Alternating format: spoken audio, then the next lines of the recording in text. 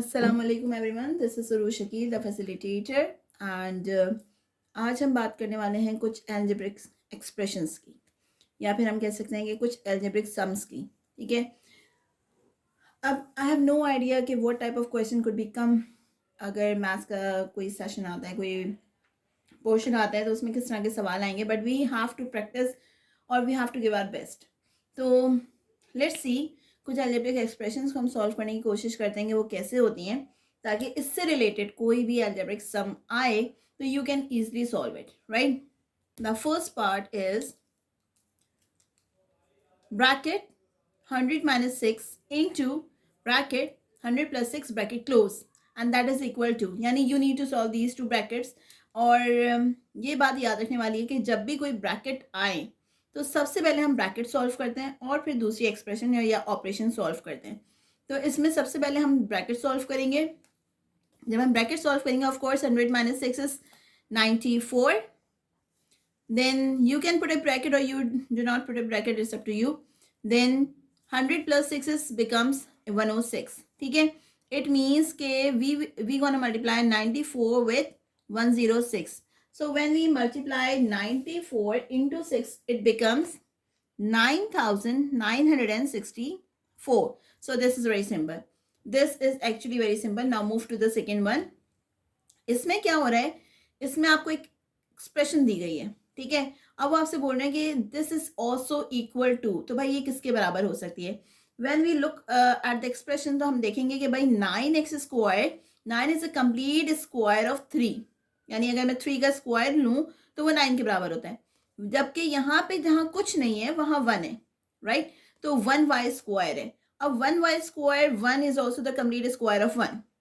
तो जब ऐसा कोई सवाल आए तो हमें सबसे पहले क्या करना है, हमें देखना है दैट इज इक्वल टू. अगर मैं यहाँ देखूं तो ये a प्लस बी का होल स्क्वायर के a square plus B square के बराबर है. तो मैं इसको लिख सकती हूँ. मैं इसको क्या करूँगी यहाँ पे, आई विल राइट कि भाई this expression can be equal to a plus B का whole square. a plus B का whole square that is equal to a square plus 2ab plus b square. अगर मैं इसको सॉल्व करूं इसी expressions को रखते हुए तो मेरे पास a स्क्वायर दैट इज, यानी ये किसका कंप्लीट स्क्वायर है, 3 का. तो मेरे पास आ जाएगा 3x स्क्वायर. ठीक है, क्योंकि मैं स्क्वायर लूंगी तो 9x स्क्वायर बनेगा. फिर मेरे पास आ गया 2 और a क्या है मेरे पास, that is 3. And then I have y 1 के साथ क्या है 1. तो मेरे पास यहाँ पे क्या आ रहा है, and of course x in y. और इसके बाद मेरे पास आ रहा है Y square that is y. ठीक है, y का मैंने स्क्वायर ले लिया. अब जब मैं इसे सॉल्व करूंगी तो मेरे पास आ जाएगा 3x स्क्वायर प्लस 2, यानी 2 3 द 6, 6xy और प्लस y स्क्वायर. तो वही एक्सप्रेशन बन गई.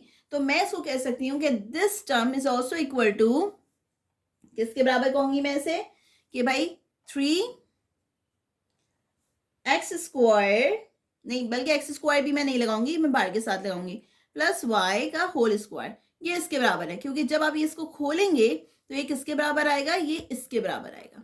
क्लियर. फिर हमारे पास आ रही है second equation in the third part. इसमें हमारे पास आ रहा है कि हमें क्या करना है, again we have a bracket. तो सबसे पहले हम ब्रैकेट सॉल्व करेंगे, उसके बाद हमारे पास ऑपरेशन है डिवाइड का, तो हम डिवाइड करेंगे. जब हम ब्रैकेट सॉल्व कर रहे हैं तो आपको पता है 5 को हम 7 से मल्टीप्लाई करेंगे, दैट बिकम्स 35. और 35 में 1 प्लस करेंगे तो दैट बिकम्स 36. जिन लोगों को बिल्कुल भी नहीं पता तो मैं उनको बता दूंगी. पहले हम, अगर हमारे पास ऐसी कोई इक्वेशन आती है तो हमें क्या करना होता है, पहले हम 7 को मल्टीप्लाई करते हैं, 5 को मल्टीप्लाई करते हैं 7 से, और ये वाले नंबर को हम प्लस कर देते हैं. तो दैट बिकम्स 36 डिवाइडेड बाय 5.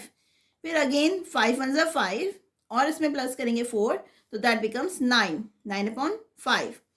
अब ये अभी कंप्लीट सॉल्व नहीं हुआ है तो हम we will keep it in bracket. उसके बाद हम इसको डिवाइड करेंगे 2/5 से. अब अगर मैं इसको सॉल्व करती हूँ तो first I have to take the LCM, और 5 and 5 का एलसीएम सेम ही होगा, 5 होगा. तो 5 1 ज़ा 5, तो 1 36 ज़ा 36. सेम विथ 5 1 ज़ा 5, तो 1 9 ज़ा 9.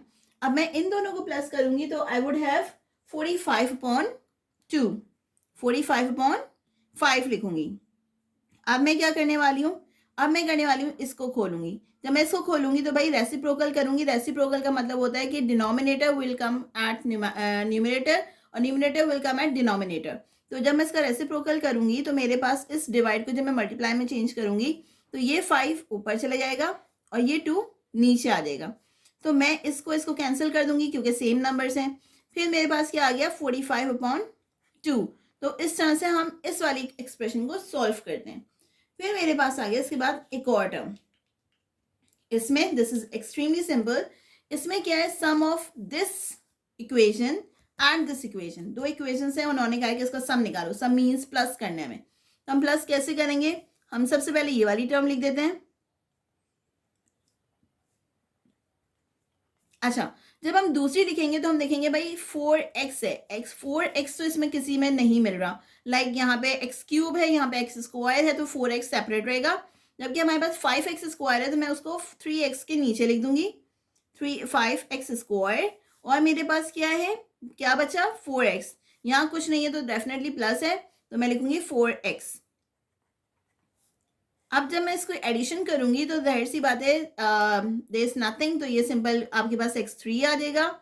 यहाँ पे क्या हो जाएगा, 8x² हो जाएगा और यहाँ क्या हो जाएगा, 4x हो जाएगा। ठीक है, we can not more simplify क्योंकि यहाँ पे 1, 2 and 3 है तो कुछ भी कॉमन नहीं निकल सकता। तो बस ये हमारे पास आंसर आ जाएगा and that is x³ 8x² plus 4x। अगर आप इसको ऑर्डर में लिखना चाहें तो 4x plus 8x² plus x3। ठीक है, both are the correct answer. उसके बाद हमारे पास आ रही है दिस वन। अब इसमें हमें क्या करना है, you need to very focus upon it, कि भाई यहाँ पे हमने कहा कि first we have to solve the bracket. Always remember, जब भी हमारे पास कोई ब्रैकेट आता है तो हमें सबसे पहले ब्रैकेट को सॉल्व करना पड़ता है। अगर मैं यहाँ ब्रैकेट को सॉल्व कर रही हूँ तो डेफिनेटली ब्रैकेट में हो क्या रहा है, ब्रैकेट में दो ऑपरेशन चल रहे हैं, एक मल्टीप्लाई और एक प्लस है। ये मल्टीप्लाई सिर्फ इस 12 के साथ हो रहा है, इसके साथ इसका कोई कंसर्न नहीं है। तो हम पहले इसको सॉल्व कर लेंगे। 6x4 24x²।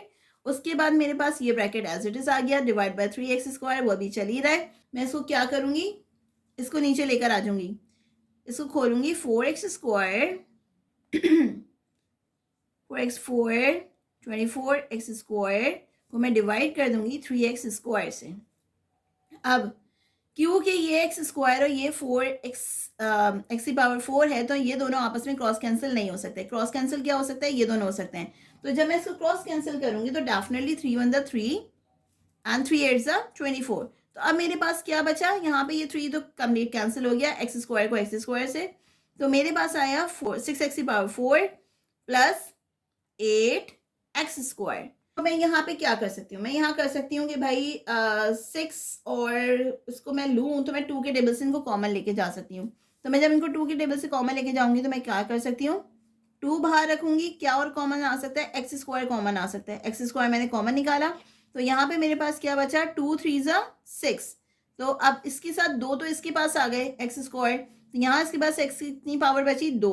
फिर मेरे पास 2 4 8। तो इसका आंसर सिंपल ये होगा कि 2x² plus 4x, that's it. ठीक है, so understood this whatever we have learned and I'll meet you in the next video. Thank you.